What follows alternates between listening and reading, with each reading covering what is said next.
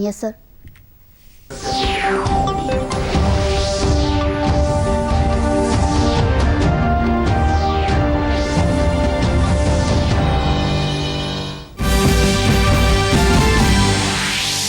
देश में आज से लेकर 30 सितंबर तक मनाया जा रहा है पोषण माह। महिला एवं बाल विकास मंत्री कमलेश ढांडा ने संतुलित आहार किट व कैलेंडर किया लॉन्च।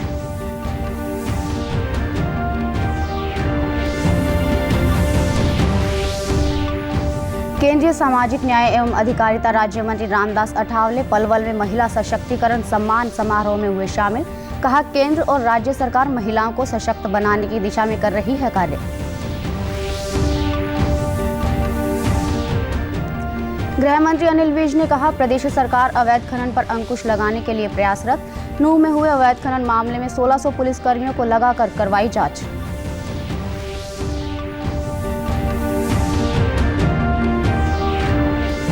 और देश को सर्विकल कैंसर का स्वदेश में ही निर्मित मिला पहला टीका। सीरम इंस्टीट्यूट ऑफ इंडिया और बायोटेक्नोलॉजी विभाग द्वारा निर्मित टीके को केंद्रीय मंत्री जितेंद्र सिंह ने किया लॉन्च। नमस्कार, मैं ममता रानी। अब समाचार विस्तार से। महिला एवं बाल विकास विभाग ने पौष्टिकता को दिनचर्या में शामिल करते हुए कुपोषण के खात्मे के संकल्प के साथ पोषण माह का आगाज कर दिया है। 1 सितंबर से 30 सितंबर तक 5वां राष्ट्रीय पोषण माह मनाया जा रहा है। महिला एवं बाल विकास मंत्री कमलेश ढांडा ने प्रदेश भर में शुरू हो रहे पोषण माह के लिए संतुलित आहार किट व पोषण कैलेंडर का लोकार्पण किया। उन्होंने विभिन्न विभागों के सामंजस्य के साथ महिला एवं स्वास्थ्य, पोषण भी, पढ़ाई भी और जल संरक्षण व प्रबंधन के लक्ष्य के अनुरूप विशेष कार्य योजना के अनुरूप अधिक से अधिक जन भागीदारी करवाने पर जोर दिया। कमलेश ढांडा ने कहा कि प्रधानमंत्री नरेंद्र मोदी ने देश में 67% आबादी के पोषण स्तर को बढ़ाने पर जोर दिया है। उन्होंने अधिकारियों को निर्देश दिए कि प्रदेश में 25,962 आंगनवाड़ी केंद्रों पर निरंतर गतिविधियां आयोजित करने के साथ साथ खंड, तहसील व जिला स्तर पर कार्यक्रमों के आयोजन करने के निर्देश दिए। मंत्री कमलेश ढांडा ने कहा कि प्रदेश में अलग अलग स्थानों पर होने वाले आयोजनों में मंत्री, सांसद, विधायक, बोर्ड निगम चेयरमैन, निकाय संस्थाओं के चेयरमैन, मेयर, पार्षद ही नहीं बल्कि प्रशासनिक अधिकारियों की भागीदारी भी होगी, ताकि इस मुहिम को जन आंदोलन का रूप देते हुए हरियाणा को कुपोषण मुक्त बनाया जा सके। प्रदेश में राष्ट्रीय पोषण माह के अंतर्गत 22 लाख बच्चों का वजन व माप किया जाएगा और लगभग 3 लाख गर्भवती महिलाओं को पोषाहार व पोषण पर परामर्श भी दिया जाएगा। पिछले वर्ष लगभग 7,000 अति कुपोषित बच्चों की पहचान की गई, जिसमें से 90% बच्चों की वृद्धि की निगरानी की गई, जिसमें काफी सुधार पाया गया।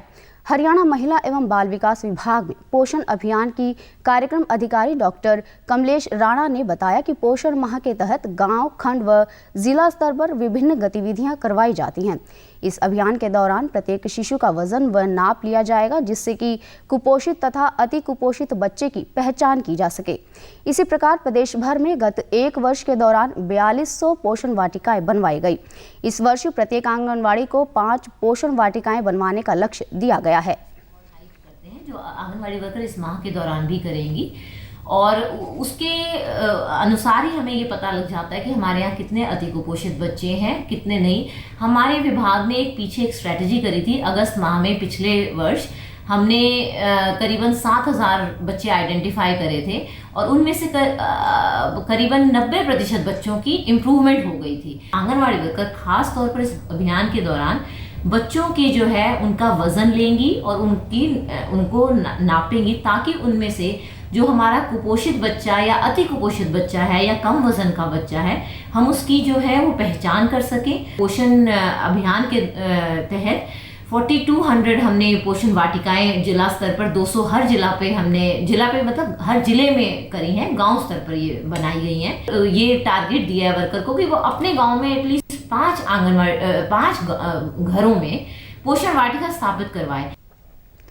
पिंजौर की पोषण कोऑर्डिनेटर गुंजन वर्मा ने बताया कि इस अभियान में अधिक कुपोषित बच्चे की पहचान कर उनके स्वास्थ्य की पूर्ण देखभाल की जाती है। पोषण से रिलेटेड लोगों को जागरूक करेंगे। नुक्कड़ नाटक करेंगे, महिला गोष्ठी करेंगे, ग्रोथ मॉनिटरिंग जिसमें हमारी हाइट और वेट बच्चों की मापी जाती है और माताओं को फिर बताया जाता है कि आपका बच्चा कौन सी कैटेगरी में फॉल करता है, वो नॉर्मल है बच्चा या मॉडरेट कैटेगरी में है या सैम में है। अगर कोई भी बच्चा कुपोषित है तो उसके बारे में भी हम बच्चे की माता को जागरूक करते हैं। हर एक एज ग्रुप को लिया गया है, जैसे कि लैक्टेटिंग मदर्स, प्रेग्नेंट लेडीज, छोटे बच्चे, इन सबको लिया गया है। इन सब के न्यूट्रिशन का ध्यान रखा गया है। हमें चाहिए कि ताजे फलों का सेवन करें। केंद्रीय सामाजिक न्याय एवं अधिकारिता राज्य मंत्री रामदास अठावले ने आज पलवल में मोक्ष एक दिशा संस्था की ओर से आयोजित महिला सशक्तिकरण सम्मान समारोह में बतौर मुख्य अतिथि शिरकत की। रामदास अठावले ने कहा कि केंद्र और राज्य सरकारों द्वारा महिला सशक्तिकरण की दिशा में सराहनीय कार्य किया जा रहा है। गरीब और बेरोजगार महिलाओं को आगे बढ़ाने के लिए सरकार ने अनेक योजनाएं लागू की हैं, जिसमें महिलाओं को प्रशिक्षण देकर दक्ष बनाया जा रहा है। आज महिलाएं किसी भी क्षेत्र में प्रशिक्षित होकर स्वरोजगार स्थापित कर सकती हैं। जो आपका मोक्ष एक दिशा फाउंडेशन है, इस फाउंडेशन के माध्यम से होता है। हजारों महिलाओं को ट्रेनिंग देकर उनको अपने पैर पर खड़ा करने का काम आपके संस्था ने किया है। ये संस्था ऐसा काम करती है ये कि अभी आपके वीडियो में देखा है। तो आपका अगर आप करते रहोगे अच्छा काम, अगर आप करते रहोगे अच्छा काम, दुनिया भर में हो जाएगा तुम्हारा। केंद्रीय राज्य मंत्री ने कहा कि महिलाओं को अपने ऊपर किसी भी अत्याचार को सहन नहीं करना चाहिए, बल्कि उसके खिलाफ आवाज उठानी चाहिए। उन्होंने कहा कि महिलाएं अपने परिवार के पालन पोषण के अतिरिक्त समाज को भी नई दिशा देने का काम कर रही है। गृह मंत्री अनिल विज ने एक पत्रकार वार्ता में कहा कि सरकार अवैध खनन को रोकने के लिए लगातार प्रयासरत है और इसमें काफ़ी हद तक कामयाब भी हुई है। उन्होंने कहा कि सरकार ने नूंह के अवैध खनन मामले में 1600 पुलिसकर्मी लगाकर घर घर जांच करवाई और इस मामले में न्यायिक जांच भी कराई जा रही है। ऐसे मामलों में कहीं रियायत नहीं बरती जा रही है और सख्त कार्रवाई की जा रही है। से हमारी पुलिस, हमारी सरकार इनको रोकने में लगी हुई है और बहुत हद तक कामयाब है। उसके लिए अभी नूंह में हुआ था काम, तो सारा हमने 1600 आदमी लगा के घर घर चेक करवाया और अब उसके जुडिशियल इंक्वायरी भी हमने ऑर्डर कर दी है। हम कहीं भी रहते नहीं कर रहे हैं, सब जगह पर हम सख्ती करते हैं। वहीं भाजपा राष्ट्रीय अध्यक्ष जेपी नड्डा के हरियाणा दौरे के बारे में बताते हुए मंत्री अनिल विज ने कहा कि जेपी नड्डा संगठनात्मक कार्यक्रमों को लेकर 2 दिन मंत्रियों और विधायकों के साथ बैठक करेंगे। संगठनात्मक कार्यक्रम के लिए आ रहे हैं, अलग अलग जगहों पर अलग अलग कार्यक्रम हैं, अलग अलग वर्गों में वो कार्यकर्ताओं को मिलेंगे। कहीं पर मंडल की मीटिंग लेंगे, कहीं पर शायद जनसभा को भी संबोधित करें, फिर विधायक दल की बैठक लेंगे, मंत्रियों की मीटिंग लेंगे। मुख्य सचिव संजीव कौशल की अध्यक्षता में कल चंडीगढ़ में राज्य के सभी उपायुक्तों और पुलिस अधीक्षकों की अवैध खनन के संबंध में वर्चुअली समीक्षा बैठक हुई। बैठक में जानकारी दी गई कि अवैध खनन की रोकथाम और अवैध खनन के मामलों में सख्ती से निपटने में शामिल सभी हितधारकों के मार्गदर्शन के लिए खनन और भूविज्ञान विभाग द्वारा मानक संचालन प्रक्रिया को तैयार किया गया है। मुख्य सचिव ने उपायुक्तों को निर्देश देते हुए कहा कि अवैध खनन एवं पर्यावरण से संबंधित जारी हिदायतों की पालना सुनिश्चित की जाए, अवैध खनन करने वालों के खिलाफ कार्रवाई की जाए।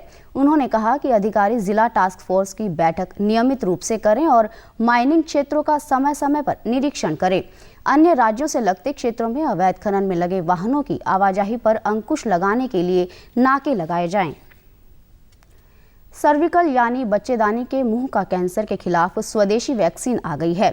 इस वैक्सीन को विज्ञान और प्रौद्योगिकी राज्य मंत्री स्वतंत्र प्रभारी डॉक्टर जितेंद्र सिंह ने आज नई दिल्ली में लॉन्च किया। डिपार्टमेंट ऑफ टेक्नोलॉजी और सीरम इंस्टीट्यूट ने मिलकर QHPV वैक्सीन का निर्माण किया है। 9 से 14 वर्ष तक की बच्चियों को यह वैक्सीन लगाई जाएगी, जो कि 30 साल तक बचाव करेगी। यह वैक्सीन बहुत कारगर है जो सर्विकल कैंसर से बचाव करती है। विश्व स्वास्थ्य संगठन के मुताबिक भारत में सर्विकल कैंसर के हर साल लगभग 1.5 लाख मामले आते हैं, जिसमें तकरीबन 67,000 मरीजों की इस बीमारी से मौत हो जाती है। इस मौके पर केंद्रीय मंत्री जितेंद्र सिंह ने कहा कि केंद्र सरकार प्रधानमंत्री नरेंद्र मोदी के आत्मनिर्भर भारत के सपने को साकार करने के लिए स्वास्थ्य क्षेत्र में बहुआयामी सुधारों के लिए काम में जुट गई है। What Rajesh was hinting is the first indigenously developed India's vaccine for HPV virus. It will be affordable also. It will also add to the esteem of a common Indian. Also live up to Prime Minister Modi's call for Atmanirbhar Bharat. And just to add to that before I conclude, we are already very cautiously working on the preventive healthcare, particularly in the cancer sector. देश में corona की एहतियाती खुराक को लगाने की रफ्तार को और बढ़ाने के लिए आज़ादी का अमृत महोत्सव के तहत कोविड वैक्सीन महोत्सव का विशेष अभियान चलाया जा रहा है।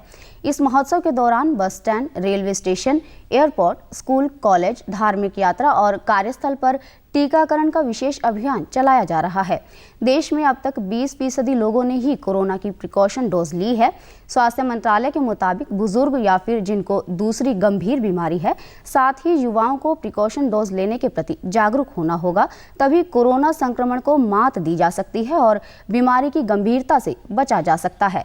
Everybody who has received 2 doses, it is more than 6 months. So precaution dose is important from that, because that will be still our most credible weapon against any new virus. मुख्यमंत्री मनोहर लाल की अध्यक्षता में कल चंडीगढ़ में हुई मंत्रिमंडल की बैठक में पंचायती राज संस्थानों में पिछड़ा वर्ग ए के राजनीतिक आरक्षण अधिकारों को सुनिश्चित करने के लिए इस संबंध में हरियाणा पिछड़ा वर्ग आयोग की रिपोर्ट को स्वीकृति प्रदान की गई। पंजाब एवं हरियाणा उच्च न्यायालय के सेवानिवृत्त न्यायाधीश दर्शन सिंह ने नेतृत्व में गठित आयोग ने पिछड़े वर्गों के नागरिकों के राजनीतिक पिछड़ेपन का आकलन करने के लिए गहन जांच की। आयोग ने पाया कि पिछड़ा वर्ग BCA के लोगों को राजनीतिक सेटअप में पर्याप्त प्रतिनिधित्व न होने के कारण उन्हें पंचायती राज संस्थानों में राजनीतिक आरक्षण प्रदान करने की आवश्यकता है। प्रत्येक ग्राम पंचायत में पंच के पदों को पिछड़ा वर्ग ए के लिए कुल सीटों के उसी अनुपात में आरक्षित किया जाएगा जो ग्राम सभा क्षेत्र की कुल आबादी में पिछड़ा वर्ग क की आबादी के आधे प्रतिशत के रूप में होगी। इसी प्रकार एक ब्लॉक पंचायत समिति और जिला परिषद स्तर पर अलग अलग मानदंडों के अनुसार आरक्षण देने का प्रावधान किया गया है। मुख्यमंत्री मनोहर लाल ने कल चंडीगढ़ में उद्योग और वाणिज्य विभाग द्वारा गति शक्ति मिशन पर आयोजित बैठक में कहा कि प्रधानमंत्री गति शक्ति नेशनल मास्टर प्लान एक डिजिटल मंच है, जिसके माध्यम से देश व प्रदेश में इंफ्रास्ट्रक्चर के विकास कार्यों को और गति मिलेगी। मुख्यमंत्री ने कहा कि प्रधानमंत्री नरेंद्र मोदी ने PM गति शक्ति नेशनल मास्टर प्लान को दूरगामी सोच के साथ शुरू किया है।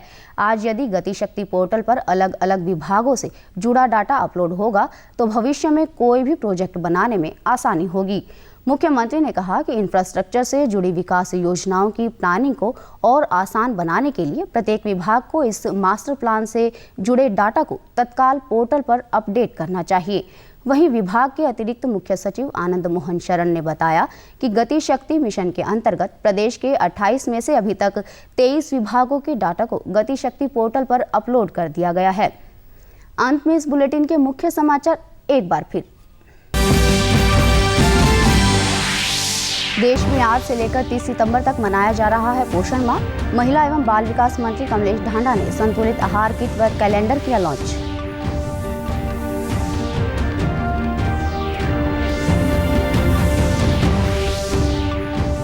केंद्रीय सामाजिक न्याय एवं अधिकारिता राज्य मंत्री रामदास अठावले पलवल में महिला सशक्तिकरण सम्मान समारोह में हुए शामिल।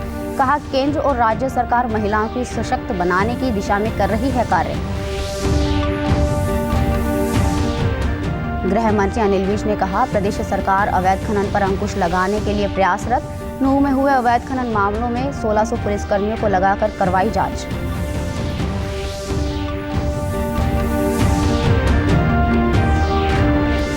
और देश को सर्विकल कैंसर का स्वदेश में ही निर्मित मिला पहला टीका। सीरम इंस्टीट्यूट ऑफ इंडिया और बायोटेक्नोलॉजी विभाग द्वारा निर्मित टीके को केंद्रीय मंत्री जितेंद्र सिंह ने किया लॉन्च। समाचारों में आज इतना ही।